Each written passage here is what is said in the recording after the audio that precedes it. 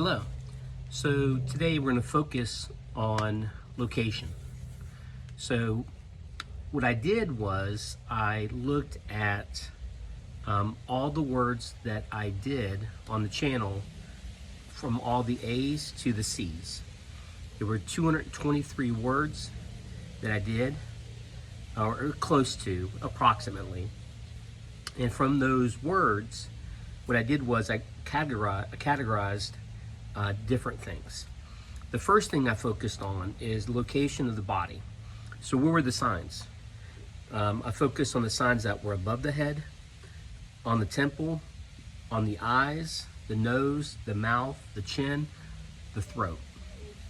So that's considered the head. That's right here. And then I focused on the signs that were on the torso.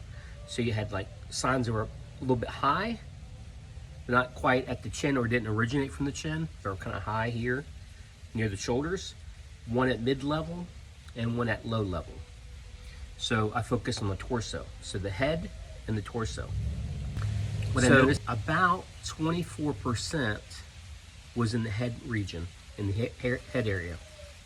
About 76% was in the torso area. That's about where the signs were. I also noticed that in the head area, it was mostly signs that dealt with family, relationships, that also dealt with, what was it? Mental issues, not bad things, just mental things like dreaming, idea, concepts, those type of concepts, even though we're talking about words from A to C. So yeah, anyways, so that's that. So mental, family was the head. The body was more focused on the heart, the character, the actions. So anything that was emotive, emotion related, action, character, anything like that was in the torso component. But again, all the head was mental and family related ish. There's some, of course, exceptions, but that's mainly what it seemed to be. And then I focused on how the signs were, basically. So not only location, but were they two-handed signs? Were they just one-handed signs? So I noticed that the two-handed signs, like your dominant, non-dominant, like for example, parking, you have a non-dominant or what they call a weak hand, and your strong hand or your dominant hand is the other one. This would be how signs are predominantly done. That was about 38.1%. And then I've noticed also the two-handed signs that were symmetrical, like same, when they're the same basically hand shape and they're coming together or they're coming apart, they're basically mirroring each other in a sense. So those are called symmetrical. About 27.4% seem to be symmetrical. And then you had alternating signs like bicycle, that's an alternating sign, like world, that's an alternating sign. So they're same hand shape, but they're doing opposite things, not doing the same thing. That's about 27.4%. And then lastly, you had one-handed signs, such as, like, for example, curious. Curious, that's a one-handed sign. About 25%, 25.1% was one-handed. And I'm not talking about the signs that are like, for example, happy. So happy is a two-handed sign, right? Symmetrical. They're both doing the same action. But sometimes you can sign happy with just one hand, right? So I'm not talking about that. A one-handed sign is a sign that's genuinely one-handed. It originated as one hand, condense it. And like happy is a two-handed sign, but you could abbreviate it as one-handed, right? Sometimes they delete the weak hand or the non-dominant hand and just use the dominant hand. Sometimes you'll see that, like for deer. Like instead of deer, they might do deer like that, deer.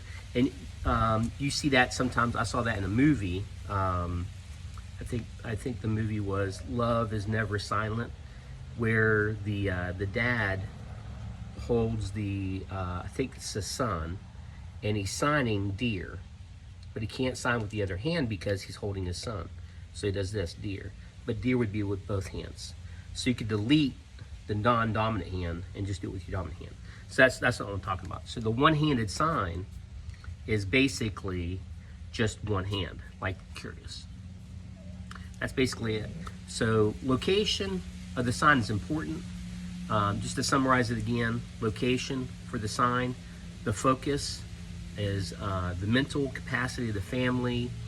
Anything that deals with that is in the head or family relationships. In the body or the torso, you have what they have: the emotion, the heart, the character, the attitude, the action. It's all in from the torso or in front of the torso. So you see that a lot. That's pretty much it. The only thing I want to add to that was you'll notice that most signs or names that are signed, like for instance, my name is Jamie, but my sign name is Jay. It's in front of the torso.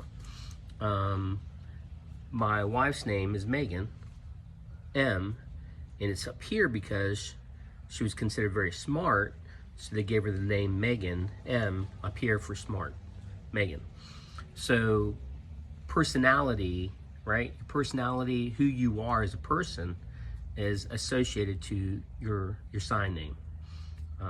Mine was just given to it. It's arbitrary. It wasn't given based on personality.